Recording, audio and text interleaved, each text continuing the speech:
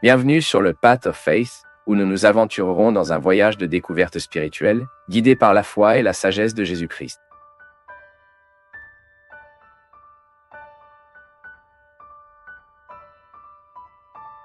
Vous demandez à Dieu ne se produit pas. C'est parce que vous n'avez toujours pas assez de compétences pour faire votre part.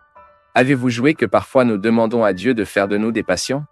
Il y a des choses que je n'ai plus demandées, tu vois? Que fait-il? Il envoie la situation.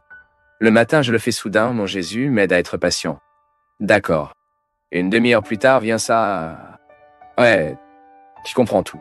Ce thé poète, comme il est dit là-bas dans le Minas Gerais, une personne, quand il est trop malade, nous appelons du thé du poison. Avez-vous déjà pris du thé du poète? L'une des pires choses que vous ayez dans le monde, les gens, les mauvais. N'est-ce pas, Donna Anna? Dommage. Peignant le thé. Donc quand vous avez ce thé... Et Jésus me rend patient, mais elle ne veut pas être dérangée. Waouh!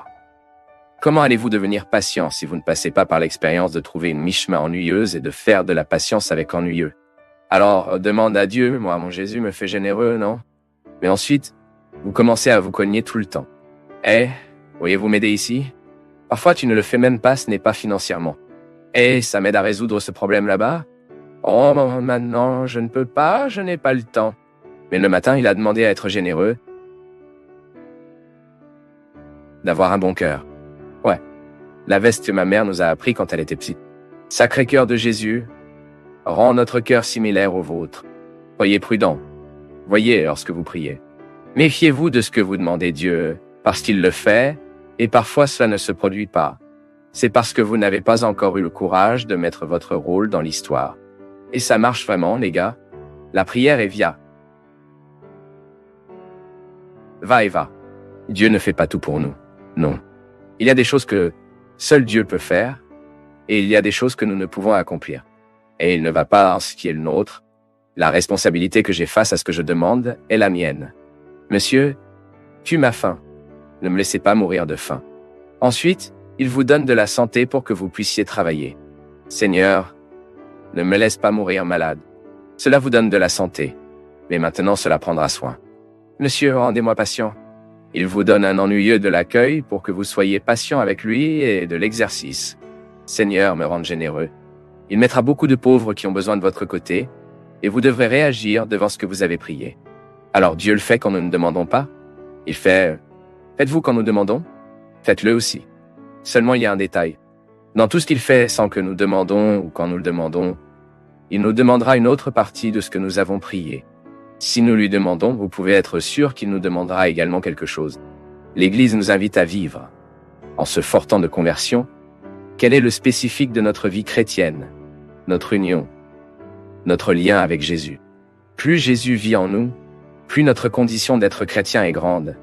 Cette présence de Dieu dans l'histoire est à travers nous. Nous savons que ce sont nos excès qui nous empêchent souvent de devenir de vrais chrétiens. Ce sont les excès de la vie qui font partie de nous. Il y a une mystique intéressante qui est pour nous de vivre dans le carême, qui est la mystique du sacrifice, du jeûne, de la prière. Lorsque l'Église propose de jeûner, de prière, de sacrifice, une autre chose qu'elle ne veut pas, mais donnez-nous l'occasion de jeter un peu de nos excès. Tout le monde sait ce qu'est un voyage avec de nombreux sacs. Comment nous nous lassons de charger autant de bagages?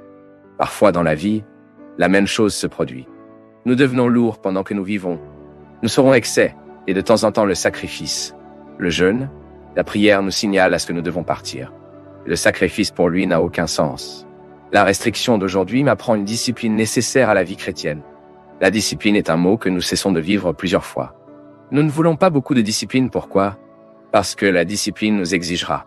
Si vous vous engagez à avoir une régularité, par exemple, si vous vous engagez à dormir un peu plus tôt, vous verrez que vous devrez faire du sacrifice, car nous sommes trop stimulés pour que nous restions en place tarda.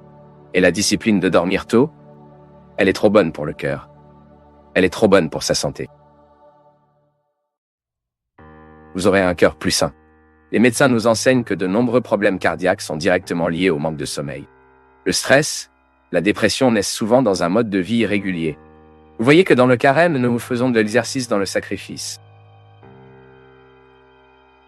Mais il devrait accompagner toute notre vie et l'Église est sage quand elle nous propose ses règles.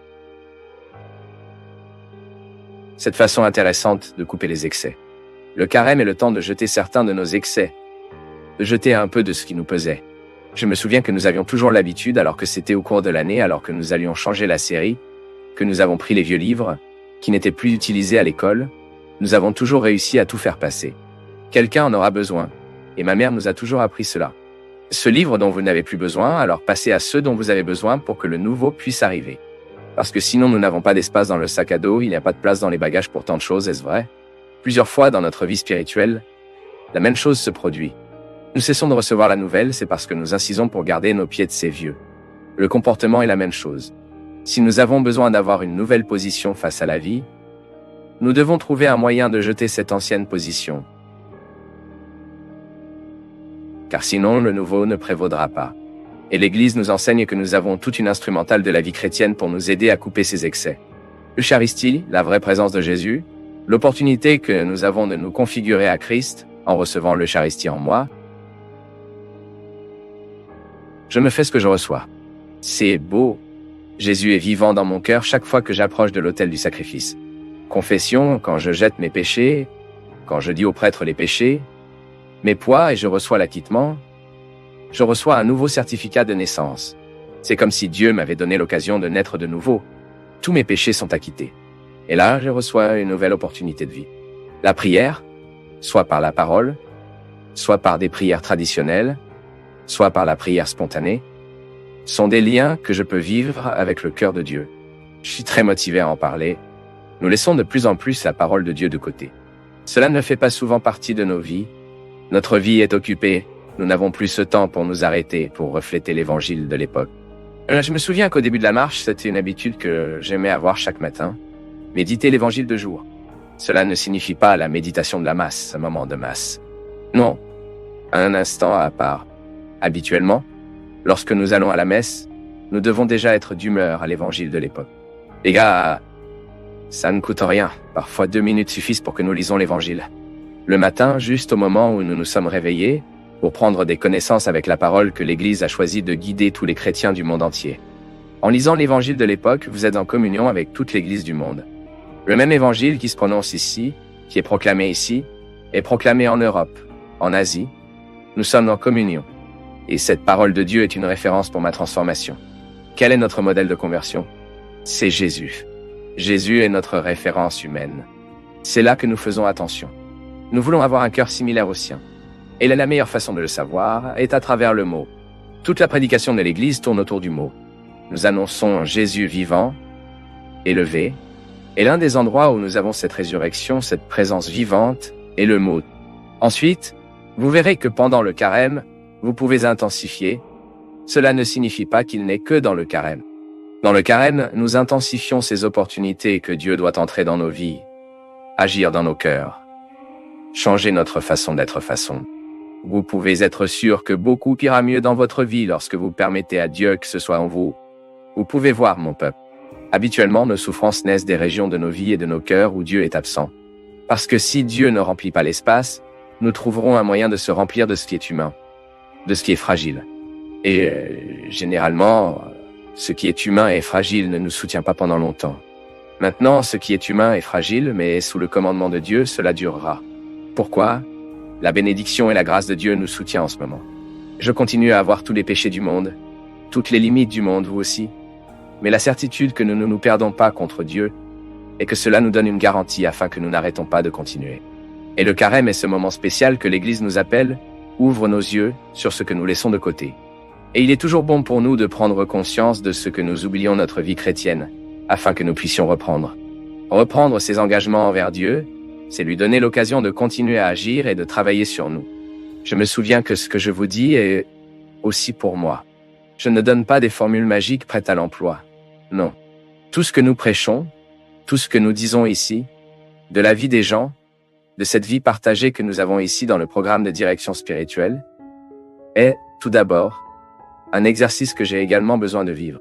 Nous sommes tous dans ce même bateau et nous devons mettre ce bateau sur la haute mer. Parce que c'est ainsi que Dieu nous veut, naviguer dans des eaux de plus en plus profondes. Père Fabio, Dieu agit-il sans que les gens se demandent? Intéressant la question, non? Parce que cette question est assez complète, elle tourne, Elle tourne autour de plusieurs questions importantes dont nous devons être clairs dans notre vie chrétienne. Pouvez-vous, qui êtes un parent, m'aider à répondre? Lorsque vous aimez l'enfant que vous avez et que vous vous rendez compte qu'il fait face à un besoin, vous attendez-vous à ce que l'enfant demande? Comment fonctionne votre cœur? En particulier, chaque fois que j'ai quelqu'un de mon côté qui a besoin de quelque chose, je ne l'attends pas à demander. Car parfois la personne a une sacrée difficulté à demander. En ce qui concerne la prière, Dieu nous répond tout le temps parce que Dieu n'a aucune variation de volonté. Mon peuple, c'est très intéressant. Parfois, la façon dont nous prions, de demander à Dieu des choses, nous donne l'impression que Dieu est un vieil homme à l'expiration, qu'il ne connaît pas les besoins du monde. Nous devons donc insister sur lui. La prière n'est pas ça. La prière n'a pas de sens lorsque nous croyons que Dieu est un vieux caduc et que je continue de lui montrer ce qui est bon dans le monde, ce qui doit être fait. Bien sûr, nous avons le droit de demander, mais Dieu ne se réunit plus. Pas moins lorsque nous le demandons ou non. La demande, elle chérit le cœur. Mais qu'est-ce qui fait prière pour avoir l'efficacité et la résolution? Dire la solution au problème que je présente à Dieu. Cela ne se produit que lorsque la grâce de Dieu, qui est toujours un désir que l'être humain sera heureux. Pour rencontrer un être humain qui veut vraiment être heureux. Demandez à Dieu de protéger, par exemple. Je demande à Dieu de me protéger tous les jours. Mais je regarde les deux côtés de la rue avant de le traverser. Ainsi, la demande que je fais est directement jointe à une responsabilité que je dois regarder les deux côtés, et non pour exposer ma vie en danger, de ne rien faire dangereux contre ma vie. Maintenant, le gros problème, ma chère, est quand nous croyons que Dieu obéit à nos ordres. J'ai particulièrement beaucoup, mais nous le déterminons, nous le faisons. Nous n'avons rien déterminé. Nous demandons que cela se produise ou non sera le résultat de ce que Dieu nous a déjà donné avec la rencontre de la volonté humaine. Même parce que la façon de prier, elle peut générer de l'athéisme. Si je demande par exemple, afin que Dieu mette fin à la faim en Somalie, mais je ne fais rien pour mettre fin à la faim en Somalie, Dieu est démoralisé. Parce que comment Dieu peut-il exterminer la faim d'un peuple? Sinon, par la mobilisation du peuple, ou les dirigeants qui sont responsables de la création d'une vie plus décente et plus humaine pour ce pays. Dieu est démoralisé, parce que nous nous faisons notre demande, mais nous ne faisons pas notre part. Alors, Dieu fait-il sans nous? Il fait de... Dieu est toujours attentif aux besoins humains. Nous demandons pourquoi il est bon de formuler ce dont nous avons besoin. Mais lorsque vous formulez ce dont nous avons besoin, nous ne pouvons pas avoir le sentiment que nous donnons les ordres de Dieu. Non, personne n'a le pouvoir de donner des ordres à Dieu. Ce que nous faisons, les gars, c'est par une attitude humaine pour déterminer que la bonté de Dieu trouvera sa place dans nos cœurs. Et c'est cette vieille histoire du bon Samaritain. Cet homme est tombé, tous blessés, Dieu est là de son côté, espérant que quelqu'un le fasse. Dieu n'a aucun moyen de récupérer le patient du sol. Dieu peut donner la santé, mais cette attitude de collecter le patient à partir du sol, elle doit être humaine. Passez un prêtre, fait comme s'il ne l'a pas vu. Passez un lévite, faisant semblant de ne pas l'avoir vu, jusqu'à ce qu'un Samaritain passe. Il passe un Samaritain, il secoue, et il fait ce que Dieu voulait que le prêtre fasse le lévite pour faire, mais que personne n'a fait. Il est intéressant de noter que le propriétaire de la pension joue également un rôle clé dans la résolution du problème de celui qui est tombé. L'autre jour, j'écoutais un enseignant de la philosophie, que le montant qu'il laisse à payer n'est rien de proche de ce qui coûterait vraiment pour prendre soin de ce patient. Ainsi, le Samaritain, il fait un organisme de bienfaisance. Mais le propriétaire de la pension est de plus. Parce que le propriétaire de la pension est qu'il s'occupera de ce garçon qui y est tombé. Donc, vous voyez, il ne sert à rien de s'agenouiller du côté malade en train de parler. « Hey mon Dieu, guéris la maladie de cette créature !» Si je ne comprends pas, je ne prends pas chez le médecin. Donc demander ne suffit pas. Il y a une action, un déroulement qui est né de la demande que je fais. Chaque fois que nous professons la foi dans la providence de Dieu, nous professons également la foi en la responsabilité humaine. Et parfois, la prière que nous écoutons nous donne l'impression que Dieu est un vieux cachectique qui ne sait rien de plus dans la vie. Nous parlons, oh mon Dieu, comme si Jésus ne savait pas qu'elle était une bonne personne, comme si je connaissais Dieu. Nous devons donc demander, car c'est bon pour nos cœurs, mais au moment où nous le demandons, nous devons nous engager dans la partie du miracle que nous pouvons faire. Donc, ma demande est plus honnête car je fais ce que je demande. Faire ma part. C'est comme ça que vous allez à votre Père. Votre voiture est empruntée. Mais nous espérons au moins comment conduire. À quoi bon votre père prête la voiture si vous n'allez pas conduire, si vous n'avez aucune compétence pour conduire la voiture? Alors méfiez-vous de ce que vous demandez Dieu, car parfois, quoi?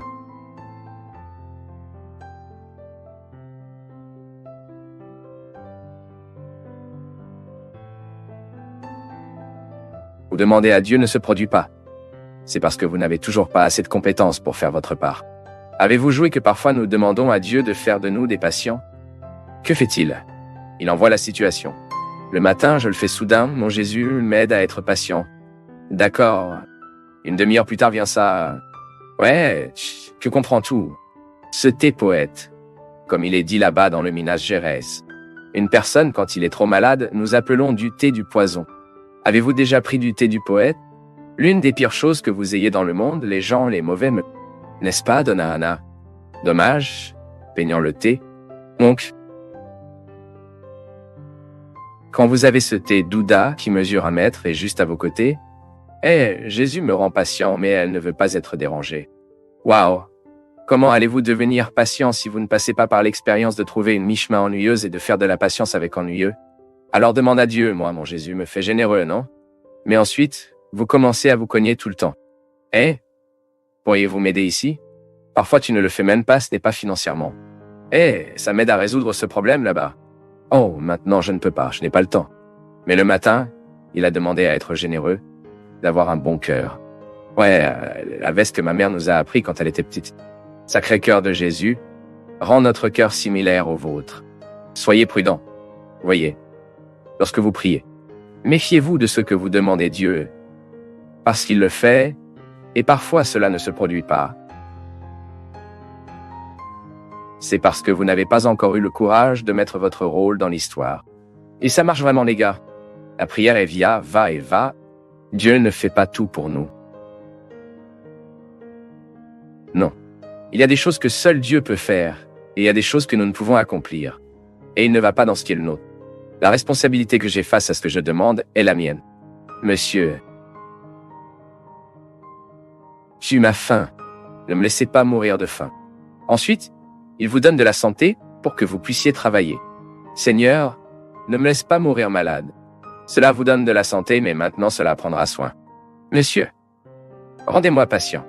Il vous donne un ennuyeux de l'accueil pour que vous soyez patient avec lui et de l'exercice. Seigneur, me rende généreux. Il mettra beaucoup de pauvres qui ont besoin de votre côté, et vous devrez réagir devant ce que vous avez prié. Alors Dieu le fait quand nous ne demandons pas? Il fait chier dans la ciel. Faites-vous quand nous demandons? Faites-le aussi. Seulement il y a un détail.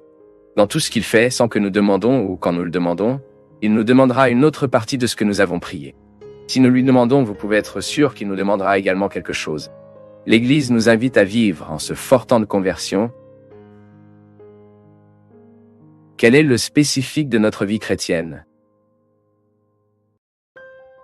Notre union. Notre lien avec Jésus.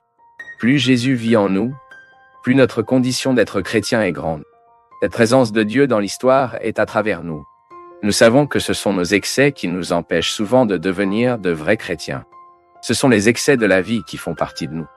Et il y a une mystique intéressante qui est pour nous de vivre dans le carême, qui est la mystique du sacrifice, du jeûne, de la prière. Lorsque l'Église propose de jeûner, de prière, de sacrifice, une autre chose qu'elle ne veut pas, mais donnez-nous l'occasion de jeter un peu de nos excès. Tout le monde sait ce qu'est un voyage avec de nombreux sacs. Comment nous nous lassons de charger autant de bagages? Parfois, dans la vie, la même chose se produit. Nous devenons lourds pendant que nous vivons.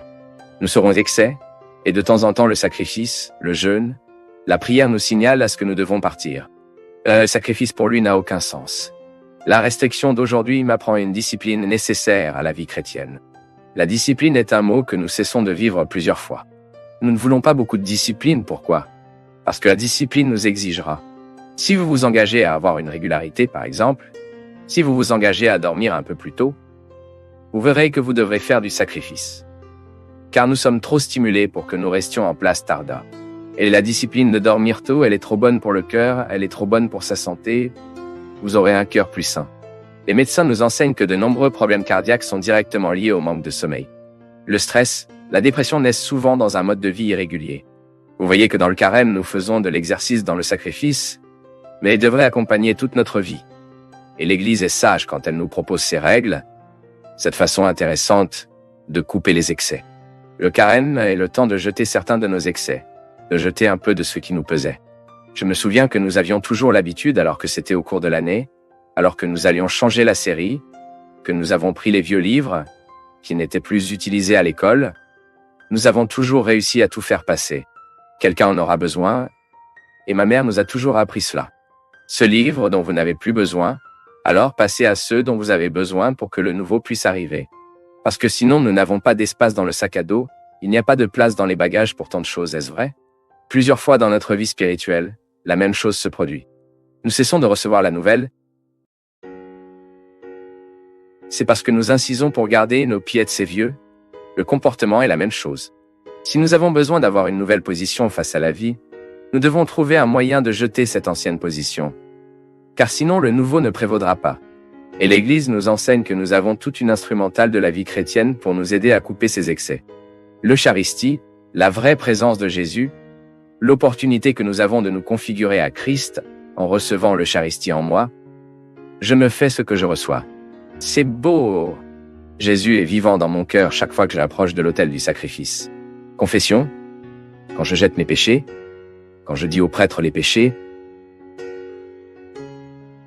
mes poids, et je reçois l'acquittement. Je reçois un nouveau certificat de naissance. C'est comme si Dieu m'avait donné l'occasion de naître de nouveau. Tous mes péchés sont acquittés. Et là, je reçois une nouvelle opportunité de vie. La prière, soit par la parole, soit par des prières traditionnelles, soit par la prière spontanée, sont des liens que je peux vivre avec le cœur de Dieu. Je suis très motivé à en parler. Nous laissons de plus en plus la parole de Dieu de côté. Cela ne fait pas souvent partie de nos vies. Notre vie est occupée. Nous n'avons plus ce temps pour nous arrêter, pour refléter l'évangile de l'époque. Je me souviens qu'au début de la marche, c'était une habitude que j'aimais avoir chaque matin. Méditer l'évangile de jour. Cela ne signifie pas la méditation de la masse, ce moment de masse. Non. Un instant à part. Habituellement, lorsque nous allons à la messe, nous devons déjà être d'humeur à l'évangile de l'époque. Les gars, ça ne coûte rien, parfois 2 minutes suffisent pour que nous lisons l'évangile. Le matin, juste au moment où nous nous sommes réveillés, pour prendre des connaissances avec la parole que l'Église a choisi de guider tous les chrétiens du monde entier. En lisant l'évangile de l'époque, vous êtes en communion avec toute l'Église du monde. Le même évangile qui se prononce ici, qui est proclamé ici, est proclamé en Europe, en Asie. Nous sommes en communion. Et cette parole de Dieu est une référence pour ma transformation. Quel est notre modèle de conversion? C'est Jésus. Jésus est notre référence humaine. C'est là que nous faisons attention. Nous voulons avoir un cœur similaire au sien. Et la meilleure façon de le savoir est à travers le mot. Toute la prédication de l'Église tourne autour du mot. Nous annonçons Jésus vivant et élevé, et l'un des endroits où nous avons cette résurrection, cette présence vivante, est le mot. Ensuite, vous verrez que pendant le carême, vous pouvez intensifier. Cela ne signifie pas qu'il n'est que dans le carême. Dans le carême, nous intensifions ces opportunités que Dieu doit entrer dans nos vies, agir dans nos cœurs, changer notre façon d'être façon. Vous pouvez être sûr que beaucoup ira mieux dans votre vie lorsque vous permettez à Dieu que ce soit en vous. Vous pouvez voir, mon peuple. Habituellement, nos souffrances naissent des régions de nos vies et de nos cœurs où Dieu est absent. Parce que si Dieu ne remplit pas l'espace, nous trouverons un moyen de se remplir de ce qui est humain, de ce qui est fragile. Et généralement, ce qui est humain et fragile ne nous soutient pas pendant longtemps. Maintenant, ce qui est humain et fragile, mais est sous le commandement de Dieu, cela durera. Pourquoi? La bénédiction et la grâce de Dieu nous soutient en ce moment. Je continue à avoir tous les péchés du monde, toutes les limites du monde, vous aussi, mais la certitude que nous ne nous perdons pas contre Dieu et que cela nous donne une garantie afin que nous n'arrêtons pas de continuer. Et le carême est ce moment spécial que l'Église nous appelle, ouvre nos yeux sur ce que nous laissons de côté. Et il est toujours bon pour nous de prendre conscience de ce que nous oublions notre vie chrétienne, afin que nous puissions reprendre. Reprendre ses engagements envers Dieu, c'est lui donner l'occasion de continuer à agir et de travailler sur nous. Je me souviens que ce que je vous dis est aussi pour moi. Je ne donne pas des formules magiques prêtes à l'emploi. Non. Tout ce que nous prêchons, tout ce que nous disons ici, de la vie des gens, de cette vie partagée que nous avons ici dans le programme de direction spirituelle, nous sommes tous dans ce même bateau et nous devons mettre ce bateau sur la haute mer. Parce que c'est ainsi que Dieu nous veut naviguer dans des eaux de plus en plus profondes. Père Fabio. Dieu agit-il sans que les gens se demandent? Intéressant la question, non? Parce que cette question est assez complète, elle tourne autour de plusieurs questions importantes dont nous devons être clairs dans notre vie chrétienne. Pouvez-vous, qui êtes un parent, m'aider à répondre? Lorsque vous aimez l'enfant que vous avez et que vous vous rendez compte qu'il fait face à un besoin, vous attendez-vous à ce que l'enfant demande? Comment fonctionne votre cœur? En particulier, chaque fois que j'ai quelqu'un de mon côté qui a besoin de quelque chose, je ne m'attends pas à demander, car parfois la personne a une sacrée difficulté à demander. En ce qui concerne la prière, Dieu nous répond tout le temps parce que Dieu n'a aucune variation de volonté. Mon peuple, c'est très intéressant.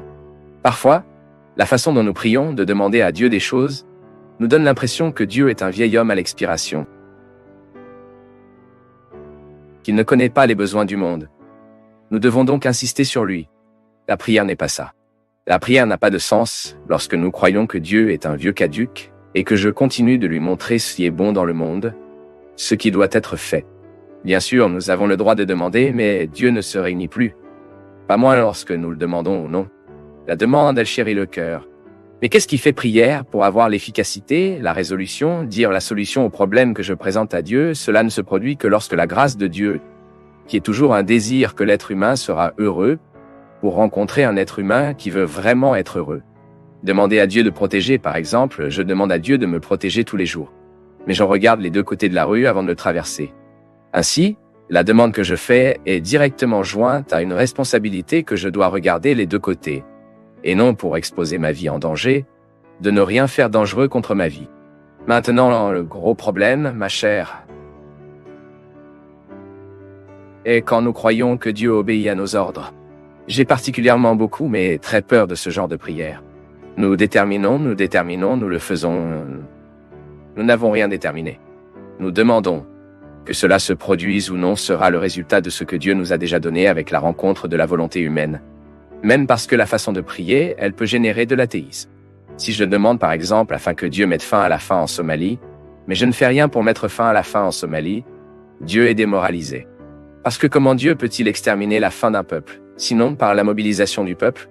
Ou les dirigeants qui sont responsables de la création d'une vie plus décente et plus humaine pour ce pays? Dieu est démoralisé, parce que nous demandons.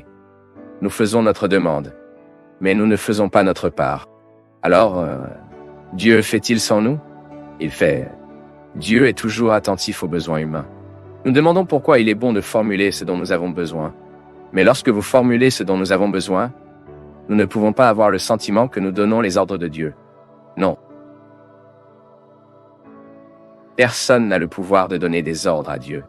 Ce que nous faisons, les gars, c'est par une attitude humaine pour déterminer que la bonté de Dieu trouvera sa place dans nos cœurs.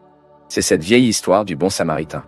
Cet homme est tombé, tous blessés, et Dieu est là de son côté, espérant que quelqu'un le fasse. Il n'a aucun moyen de récupérer le patient du sol. Dieu peut donner la santé. Mais cette attitude de collecter le patient à partir du sol, elle doit être humaine. Passer un prêtre, fait comme s'il ne l'a pas vu. Passer un lévite, faisant semblant de ne pas l'avoir vu. Jusqu'à ce qu'un samaritain passe. Il passe un samaritain, il secoue et il fait ce que Dieu voulait que le prêtre fasse le lévite pour faire, mais que personne n'a fait. Il est intéressant de noter que le propriétaire de la pension joue également un rôle clé dans la résolution du problème de celui qui est tombé. L'autre jour, j'écoutais un enseignant de la philosophie, que le montant qu'il laisse à payer n'est rien de proche de ce qui coûterait vraiment pour prendre soin de ce patient. Ainsi, le samaritain, il fait un organisme de bienfaisance, mais le propriétaire de la pension aide plus. Parce que le propriétaire de la pension est qu'il s'occupera de ce garçon qui y est tombé. Donc, vous voyez, il ne sert à rien de s'agenouiller du côté malade en train de parler. « Eh mon Dieu, guéris la maladie de cette créature. Si je ne comprends pas, je ne prends pas chez le médecin. Donc demander ne suffit pas. Il y a une action, un déroulement qui est né de la demande que je fais. Chaque fois que nous professons la foi dans la providence de Dieu, nous professons également la foi en la responsabilité humaine. Et parfois, la prière que nous écoutons nous donne l'impression que Dieu est un vieux cachecti qui ne sait rien de plus dans la vie. Nous parlons, « Oh mon Dieu, cette femme est si bonne, Jésus, guéris son cœur, la guéris de cette maladie. » Comme si Jésus ne savait pas qu'elle était une bonne personne. Comme si je connaissais Dieu. Nous devons donc demander, car c'est bon pour nos cœurs, mais au moment où nous le demandons, nous devons nous engager dans la partie du miracle que nous pouvons faire. Donc ma demande, il est plus honnête car je fais ce que je demande. Faire ma part. C'est comme ça que vous allez à votre Père. Votre voiture est empruntée. Mais nous espérons au moins comment conduire. À quoi bon votre Père prête la voiture si vous n'allez pas conduire, si vous n'avez aucune compétence pour conduire la voiture? Alors méfiez-vous de ce que vous demandez Dieu, car parfois quoi?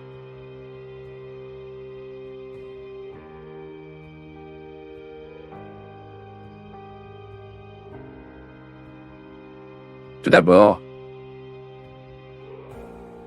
les gars, nous devons être conscients que chaque personne, que Dieu travaille d'une manière.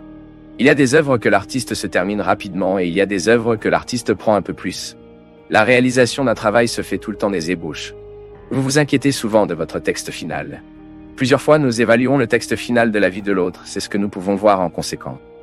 Beaucoup plus intéressant que le texte final et le projet, c'est la façon dont l'auteur est arrivé à ce résultat. Lorsque vous voyez un travail prêt, si vous pensez que le texte que vous lisez était à plusieurs reprises, n'est-ce pas? Écrivez-vous. Combien de fois gribouillez-vous votre texte? Combien de fois faites-vous des observations dans votre texte? Changez-vous un mot? Et dans chaque modification que vous apportez, un nouveau texte est conçu. De sorte que dans une œuvre, il existe de nombreuses possibilités d'autres œuvres. La conversion, mon peuple, est un processus de fabrication qui prend du temps. Dieu n'est pas préoccupé par le moment où il prendra pour faire l'œuvre. Il veut de la qualité. Et nous devons sortir de cette vision magique qu'un camp changera nos vies, qu'une messe changera nos vies, de confession changera radicalement notre vie. Non! Il n'y a pas de changement magique dans le christianisme. Et toute religion qui veut être honnête, cela poursuivra la personne dans la conversion. Processus. Qu'est-ce que c'est pour entrer un processus? C'est vous de vivre la vie quotidienne d'une réalité qui est progressivement matérialisée. Donc, ce que Dieu fait en nous à travers un camp, c'est peut-être nous aider à réparer une phrase qui est fausse. Mais la phrase n'est pas le texte. Cela fait partie du texte.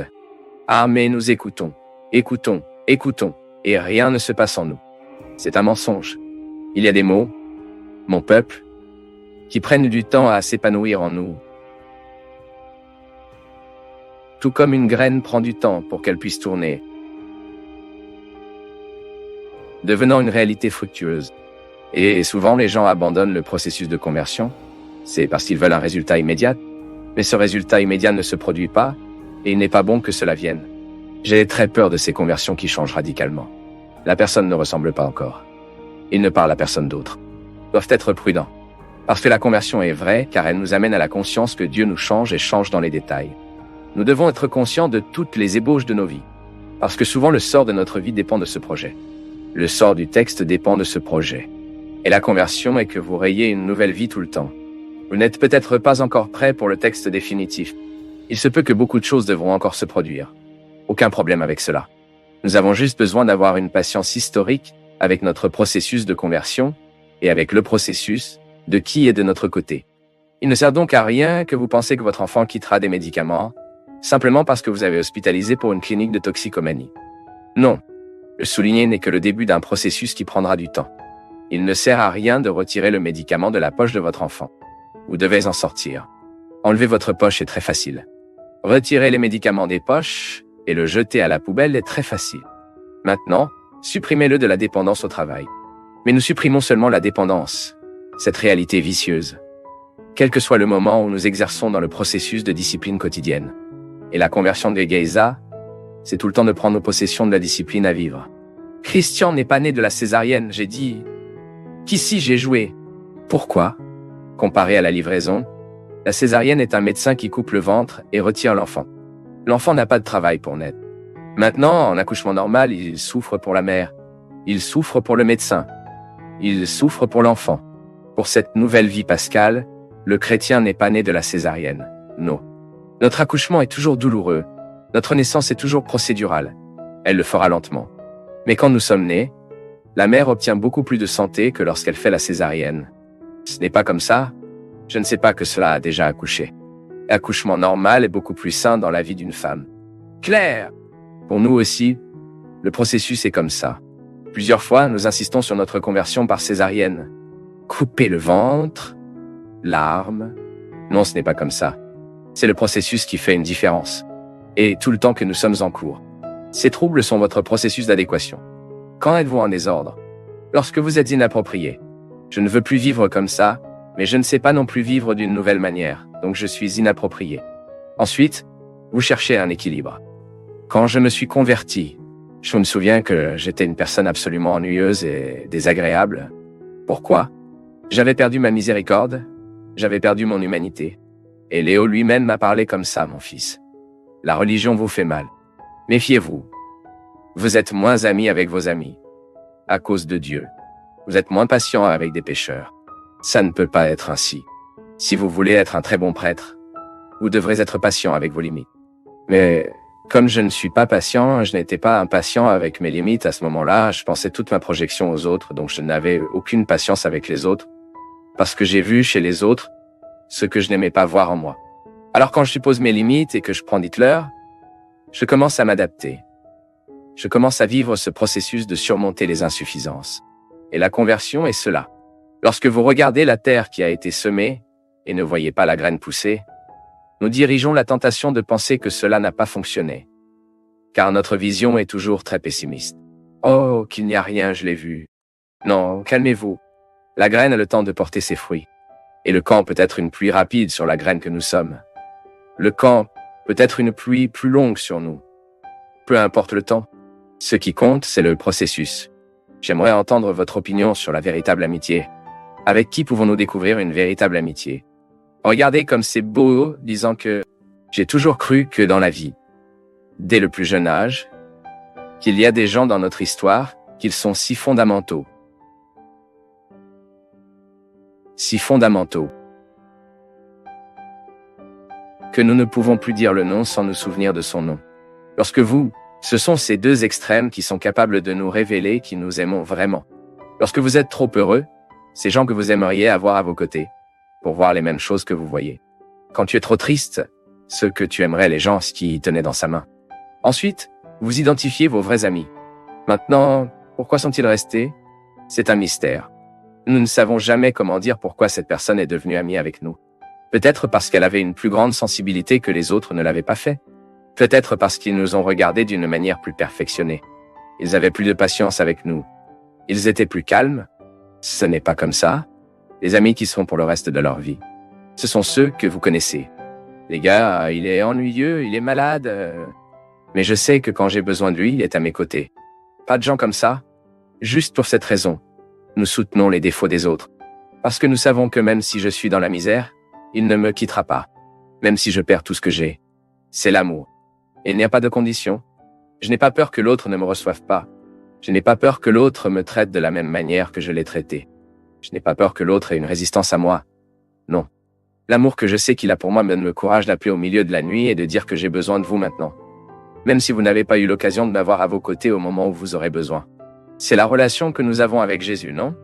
Quand tu as le courage de frapper à sa porte au moment où tu ne le fais pas se mérite d'être. Lorsque vous avez le courage de l'appeler au moment où vous ne méritez pas de l'appeler.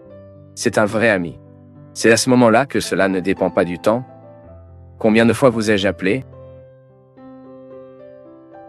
Combien de fois je suis allé après? Non. La dentelle qui reste, ce qui est indépendant du temps. Parce que parfois, dans la ruée de nos vies, parfois vous n'avez pas le temps de cultiver, mais vous savez que c'est là. J'ai un de mes amis, Marina, que chaque fois que je pars, je deviens même émotionnel, tu sais, quand je m'en souviens. Parce que les moments où il m'a dit que ce n'était pas facile. Elle m'a toujours dit à des moments où ma vie était difficile. Chaque fois que je prenais ma voiture, qui dans l'appartement de ma mère n'avait pas de garage, je quittais la voiture chez elle. C'était la dernière phrase que j'écoutais à chaque fois que je partais. Elle à la porte, elle m'a regardé et a dit comme ça, je suis là, tu vois. Marina, elle ne faisait pas partie de mon jour. Elle n'est pas là à mon côté à Taubaté. Elle vit à Formiga. Mais pour moi, cette phrase a gagné un si grand sens, les gars, parce que chaque fois que je me souviens de la nécessité d'avoir quelqu'un à mes côtés, je me souviens de cette phrase, vous savez. Je suis là, tu vois. C'est-à-dire que je ne fais pas de pénurie, je ne crée pas beaucoup de bruit, je ne donne pas beaucoup de nouvelles, mais je suis ici. Le temps, cela passera. Les choses seront différentes. Il se peut que je n'ai pas la possibilité d'être là. Il se peut que je n'ai pas la possibilité d'arriver à l'heure. mais sachez que je suis ici. Et comment cette phrase a-t-elle le pouvoir de raisonner qui est aimé? Peut-être que ceux qui aiment et ne savent même pas combien ils se répercutent. Parce que expérimenter la miséricorde du côté fort, je ne sais pas si cela a beaucoup d'avantages. Je veux nous voir savoir comment essayer la miséricorde du côté faible. Lorsque vous devez être aimé, lorsque vous devez être aidé, lorsque vous devez être celui qui quitte l'endroit pour demander de l'aide. Et puis pour le moment, en ce moment, vous savez que les choses peuvent être résolues avec cette présence que vous savez ne change pas. C'est là, quelqu'un qui l'assure d'être là. Je suis là. Je voudrais terminer d'une manière différente, qui sait, non? Je n'ai jamais eu l'occasion. Je ne sais pas quelle est la possibilité que je dois être dans votre vie, je ne sais pas comment je peux être dans votre vie. Il se peut que de manière concrète, vous connaissez peut-être, c'est peut-être, je ne sais pas. Je voudrais également pouvoir vous dire, ému par la force d'un évangile qui, je crois, peut être marginalisé. Il peut même ne pas aimer un prêtre. Mais comme ce que je dis, je voudrais continuer à être ici. Juste ça. Et être capable de dire pour toi, je suis là. Je suis ici pour payer le prix que je sais que je dois payer afin que je puisse exercer mon ministère comme je l'exerce. Pour continuer à me battre pour ce que je crois, être l'être humain et que seul l'être humain qui veut soudainement faire une différence dans le monde à la recherche de la marginalisée de notre temps. Peut-être soulageant une culpabilité, peut-être courir la main sur la tête de ceux qui ont besoin et ainsi guérir les douleurs du monde. Comme nous pouvons vous dire que nous sommes ici pour être un soutien que vous connaissez, et peut-être que vous le trouvez aussi. Combien de personnes pourriez-vous dire cela aujourd'hui? Ce qui se passe dans votre vie se produit. Je suis là.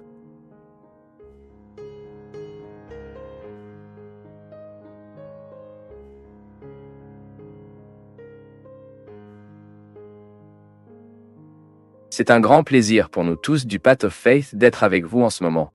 Veuillez partager vos impressions sur le sujet d'aujourd'hui dans les commentaires, soutenez-nous en aimant la vidéo et aidez à la diffuser en l'envoyant à vos amis. Abonnez-vous à la chaîne pour rester toujours connecté et recevoir nos nouvelles vidéos.